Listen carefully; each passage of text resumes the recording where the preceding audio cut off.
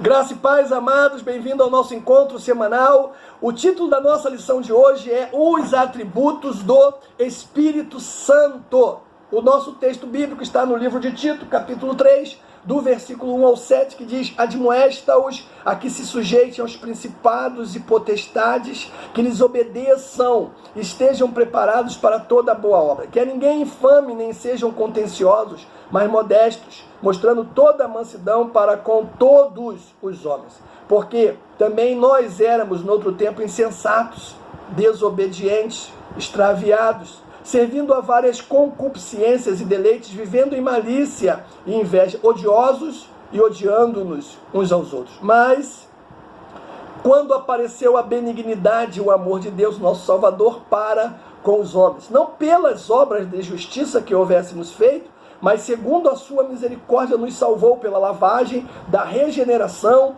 da renovação do Espírito Santo, que abundantemente Ele derramou sobre nós por Jesus Cristo, nosso Salvador, para que, sendo justificados pela graça, sejamos feitos herdeiros segundo a esperança da vida eterna. Palavra do Senhor. Nós temos 3 objetivos hoje, irmão. O primeiro é assimilar o que são os atributos de Deus.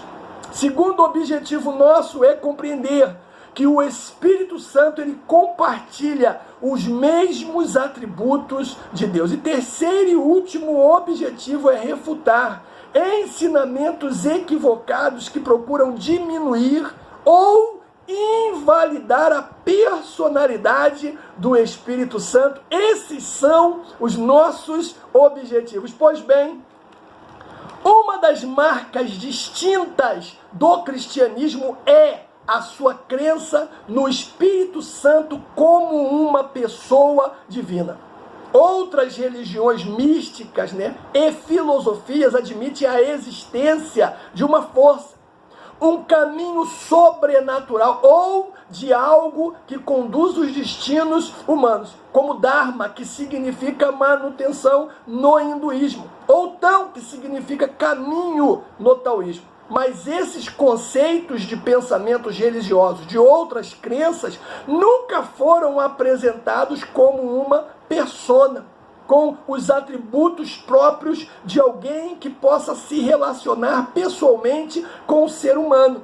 No entanto, foi assim como uma pessoa que Jesus apresentou o Consolador e referiu-se a ele. Os escritores do Novo Testamento estabelecem em termos claros que o Pai do Senhor Jesus Cristo é Deus. Você vai aí em João capítulo 1, versículo 18, Primeira carta de Paulo aos Coríntios, capítulo 8, versículo 6. Filipenses, capítulo 2, versículo 11. 1 de Pedro 1 e 2, e você vai ver isso de maneira muito clara. Ou seja, ninguém contesta essa verdade. Observa-se ainda que os autores do Novo Testamento, em diversos textos sagrados, identificam Jesus Cristo como o próprio Deus, mesmo o Filho sendo distinto do Pai. É o que diz João capítulo 1, versículo 1. É o que diz João capítulo 1, versículo 18. É o que diz João capítulo 8, 58. Romanos 9, 5. Tito 2, 13. E 2 de Pedro 1, versículo 1. Além disso, o Espírito Santo também ele é reconhecido como Deus. Você olha aí Atos, capítulo 5, do versículo 3 ao versículo 4, e disse então Pedro, Ananias, por que encheu Satanás o teu coração para mentistes ao Espírito Santo e retivesse parte do preço da herdade? Guardando-a, não ficaria para ti? Vendendo, não estaria em seu poder? Por que formaste este desígnio em teu coração? Não mentistes aos homens, mas ao próprio Deus. Irmãos, você vai ver também que no batismo de Jesus e nas bênçãos apostólicas, ele é aludido como distinto do Pai e do Filho. Então, o primeiro ponto da nossa lição, ou o primeiro tópico da nossa lição, fala sobre o Espírito Santo sendo o próprio Deus. Algumas pessoas consideram o Espírito Santo como uma força dinâmica, uma influência impessoal ou simplesmente um nome dado a Deus. No entanto, na Bíblia, há sim evidências claras do caráter e da personalidade única e inquestionável do Espírito Santo. Diferentemente de uma mera força, ele tem sentimentos, meu irmão. Aleluia! Ele é dotado de razão. Ele tem vontades próprias, autonomia e traços que uma força impessoal não tem.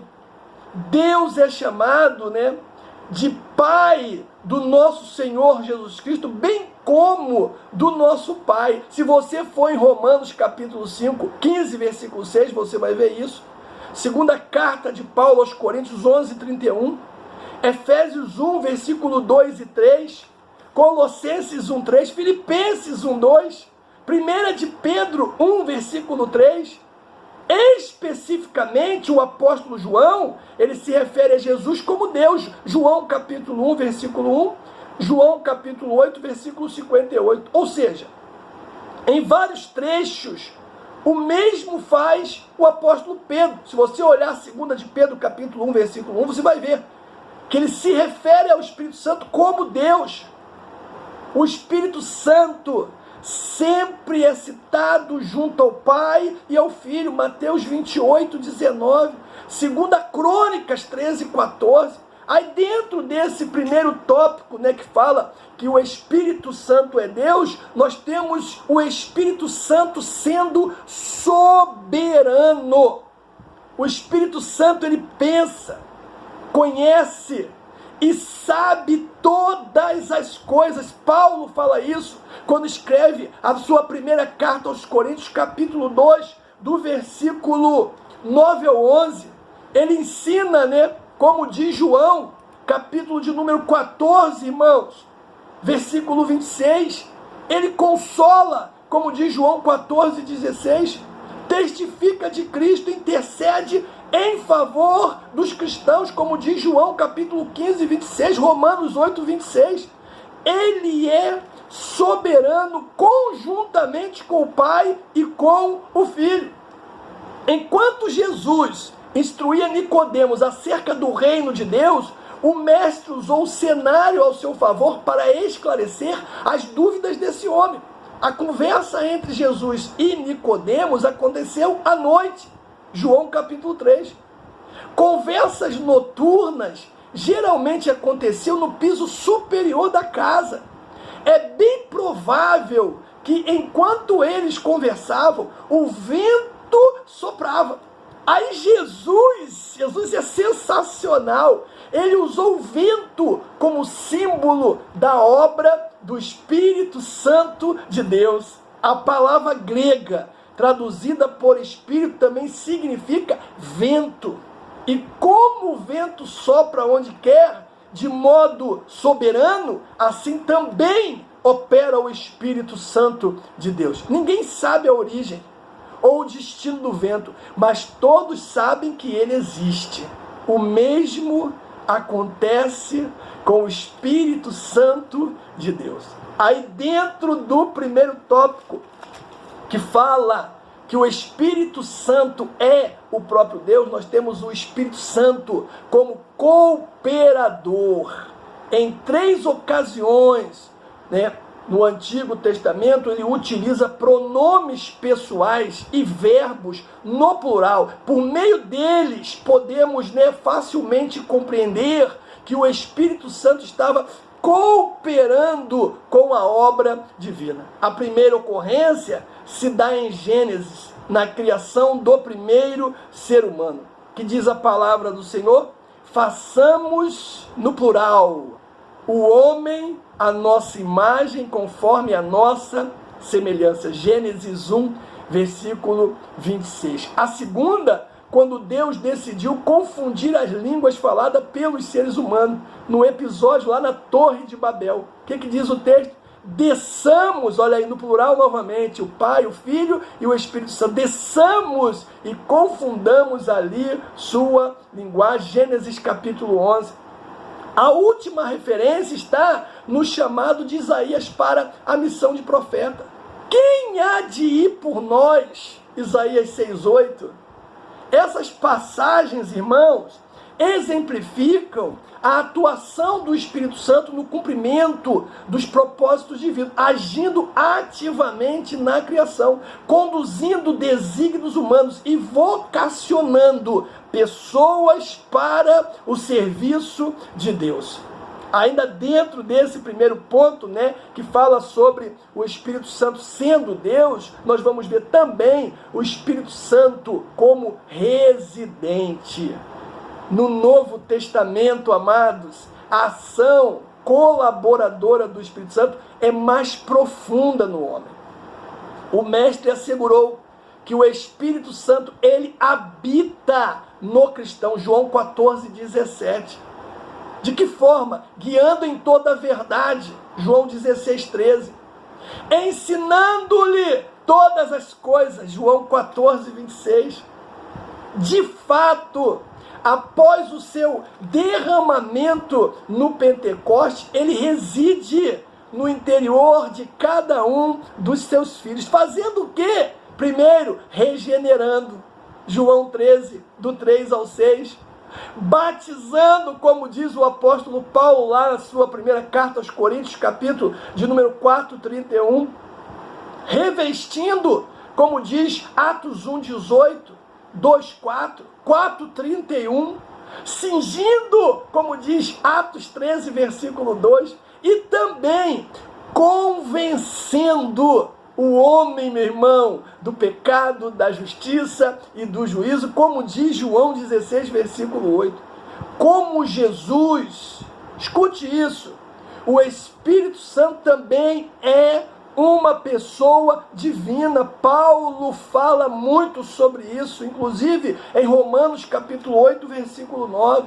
Então, antes de Cristo deixar a terra para voltar ao céu, para estar com o Pai, o que ele fez? Ele prometeu enviar um consolador similar a ele próprio, mas distinto da sua pessoa. O Filho e o Pai passaram a habitar, olha isso, no coração daqueles que demonstraram fé por meio do Espírito Santo de Deus, como diz Efésios capítulo 2, versículo 22. Irmãos, isso é maravilhoso.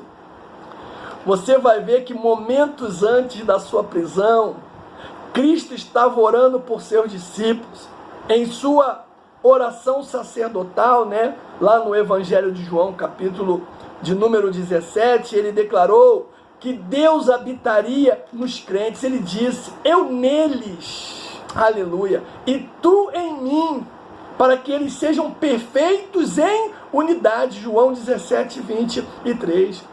Em uma das horas mais dramáticas do fim do seu ministério, ele exprimiu intensos sentimentos ao Senhor, ratificando que ambos eram um só. Olha aí João 17, 21. Cristo também afirmou que o seu relacionamento com Deus é uma parceria desde a eternidade. João 17, versículo 5. O Mestre fez declarações e realizou milagres que permitiram às pessoas identificarem a semelhança dele com o próprio Pai, em caráter e em poder. A acusação de blasfêmia, feita pelos membros do Sinédrio, logo depois foi devido ao fato de Jesus admitir ser o Filho de Deus. Eles enlouqueceram porque Jesus disse ser o Filho de Deus, lá em Lucas 22. A verdade é uma só, amados. O coração daquela gente estava tomado de religiosidade. Muitos estavam cegos espiritualmente, não conseguiam vislumbrar a divindade de Jesus. Consequentemente, não abriam as portas do seu coração para ele entrar. Ao contrário do que os incrédulos daquele tempo fizeram. Nós precisamos deixar o nosso coração disponível para o Espírito Santo, ele habitar e transformar as nossas vidas. Ei, meu irmão, pega essa visão aí no nome de Jesus, abra as portas do seu coração, permita que o Espírito Santo, ele entre em você e ele faça não só habitação, mas uma transformação, a transformação que só ele pode fazer. Aí sim você vai receber porção dobrada do Espírito. Aí nós temos o segundo ponto da nossa lição, que fala a respeito do Espírito Santo e os seus atributos. Um atributo pode ser definido como uma característica ou marca que uma pessoa possui. Neste caso, para fins didáticos, podemos classificar os atributos que Deus possui em duas categorias. Primeiro, os atributos incomunicáveis. E segundo, os atributos comunicáveis. Então vamos lá. As qualidades divinas, apenas elas exemplificam algumas das características do Senhor. Existem muitas outras virtudes, que nós não vamos citar aqui. Não daria tempo.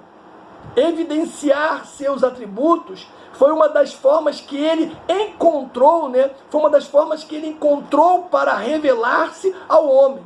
O Senhor, em sua plenitude, é inexplicável e inconcebível para nossa mente tão limitada. Mas, observando algum dos seus atributos, nós conseguimos entender um pouquinho melhor quem é Deus.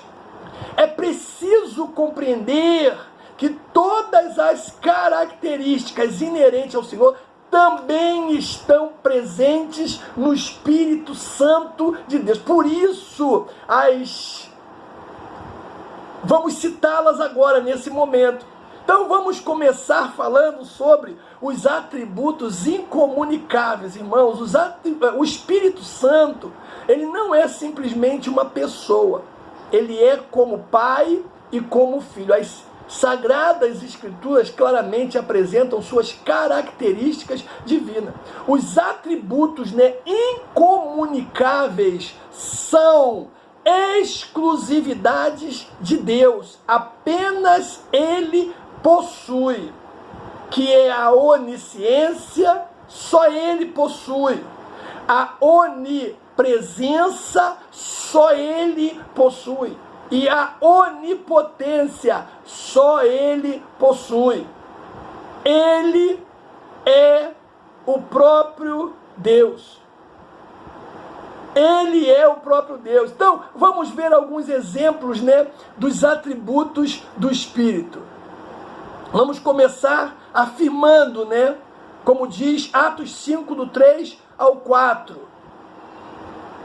O Espírito Santo é Deus. Disse então Pedro, diz o texto, a Ananias: por que encheu o teu coração, para que mentisse ao Espírito Santo e retivesse parte da herdade? Guardando-a não ficaria para ti, vendendo-a não estaria em seu poder. Por que formaste este desígnio no seu coração? Pois não mentistes aos homens, mas mentistes ao próprio Deus. Outro atributo é eternidade. Hebreus 9, capítulo de número 14. Quanto mais o sangue de Jesus Cristo, que pelo Espírito eterno se ofereceu a si mesmo, imaculado a Deus, purificará as vossas consciências das obras mortas para servirdes ao Deus vivo. Outro atributo é onipotência. Romanos 15, 9. Pelo poder dos sinais e prodígios e pela virtude do Espírito Santo de Deus, de maneira que desde Jerusalém e arredores até Ilírico tenho pregado o Evangelho de Jesus Cristo. Outro atributo, ele é onisciente. Primeira carta de Paulo aos Coríntios 2, do 9 ao 11. Mas como está escrito, as coisas que o olho não viu, e aquilo que o ouvido não ouviu, e não subiu ao coração do homem, são as que Deus preparou para aqueles que o amam.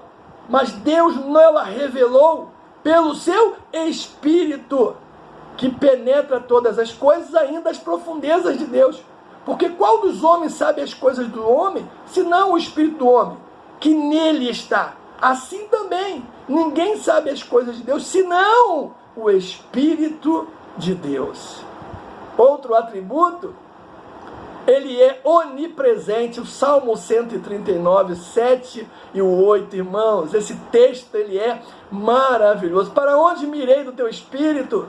Ou para onde fugirei da tua face? Se subir ao céu, lá tu estás, aleluia. Se fizer no inferno a minha cama, eis que tu ali também estás. Ou seja, ele está em todos os lugares. Aí nós temos os atributos comunicáveis. Ou seja, os atributos comunicáveis são aqueles que Deus ele compartilha com a sua criação, como o amor, a bondade, a misericórdia, a sabedoria, a santidade. Então vamos começar afirmando que ele é amoroso. Romanos capítulo 5, versículo 5 diz o quê? E a esperança não traz confusão, porquanto o amor de Deus está derramado em nossos corações pelo Espírito Santo que nos foi dado. Outro atributo comunicável é a bondade. Ele é bom. Salmo 143, versículo 10. Ensina-me a fazer a tua vontade, pois és o meu Deus. O teu Espírito é bom e guia-me por terra plana. Outro atributo comunicável é a misericórdia. Ele é misericordioso. Efésios 2,4. Mas Deus, que é riquíssimo em misericórdia, pelo seu muito amor com que nos amou. Outro atributo comunicável é a sabedoria. Ele é sábio.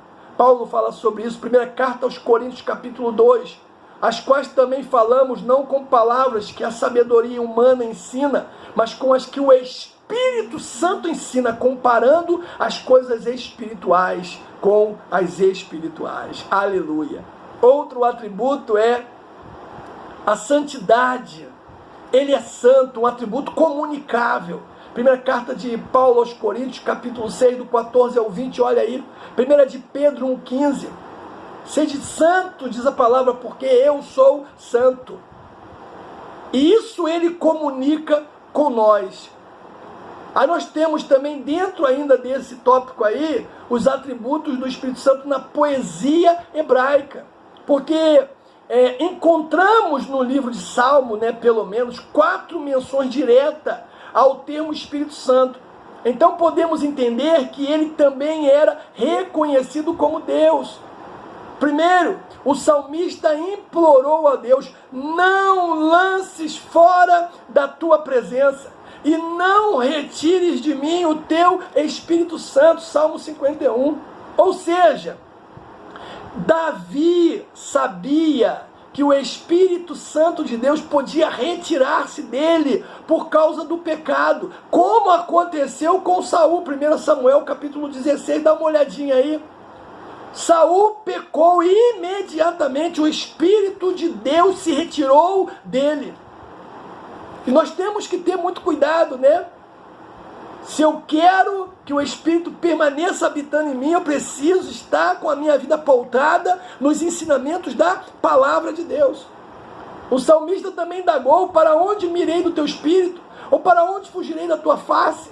Ele reconheceu o atributo divino na onipresença. O Salmo 139, atribuído a Davi, é um salmo de sabedoria e de louvor descritivo. Essa mistura não é incomum nos salmos, tanto no Salmo 145 e o 146. O poema descreve os atributos do Senhor não como qualidades reais, por meio das quais ele se relaciona com o seu povo. Outro é o salmista pediu orientação ao Espírito de Deus a fim de que ele o livrasse dos seus inimigos. Ele diz: ensina-me a fazer a tua vontade, pois és o meu Deus. Guia-me o teu bom espírito por terra plana. O salmista também reconhece que a glória de Deus também se manifesta em sua criação.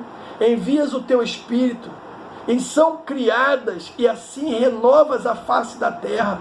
A glória do Senhor seja para sempre. Alegre-se o Senhor em suas obras. É o Salmo 104, versículo 30 e o versículo de número 31. E eu quero terminar, irmão, mas antes eu quero só lembrar o que nós falamos aqui, Nós falamos sobre os atributos do Espírito Santo. Vimos que o Espírito Santo é Deus.